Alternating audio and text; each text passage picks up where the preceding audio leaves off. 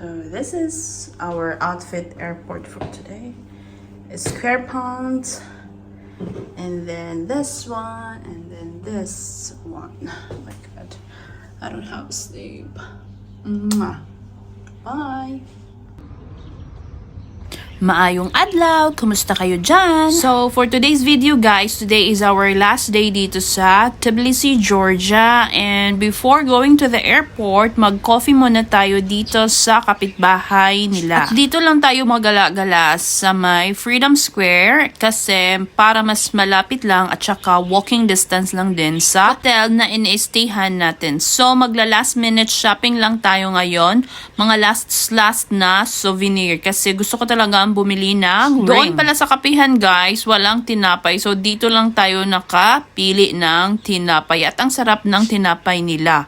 Sulit na sulit ang ham na bread. So let's try guys. At sana makapunta kayo dito sa Tbilisi, Georgia. Kasi malapit lang siya dito sa Kuwait, Saudi, UAE, Bahrain. So punta na kayo dito guys. Let's try their bread. Lubian with ham.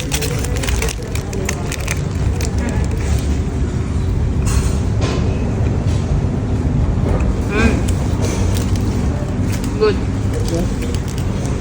So, nakabili na ako ng ring, guys. At nandito na tayo sa may airport nila. At look at this. Ang daming tao, guys. Papunta ito ng Tehran. So, hindi pa nabukas yung gate natin, guys. Yung papunta ng Kuwait. So, hintay-hintay muna tayo. At ito pala yung packing station nila dito kung gusto nyo ipabalot ang bagahe nyo. So, ito pala ang airport ng Tbilisi, Georgia. Buti hindi nag-ulan ngayon. Kasi nung last na pagpunta namin dito ay umuulan siya at umaambon pala. Sa mga hindi pa nakabili ng mga souvenirs, huwag kayong mag-alala kasi meron din dito sa airport. Kaso nga lang, medyo may kamahalan. Tulad ng mug na nabili ko is 20 lari lang. Dito, pumapatak siya na 40 or 35 lari. So, mag-expect talaga kayo guys, pag nandito kayo sa airport, medyo may costly ang mga presyo dito. Yung mga ref magnet, yung mga plato-plato, yung mga mugs, ganun. Maaga kami ngayon sa airport kasi baka maiwan tayo guys. So, dapat 3 hours or 3 to 4 hours na sa airport na talaga kayo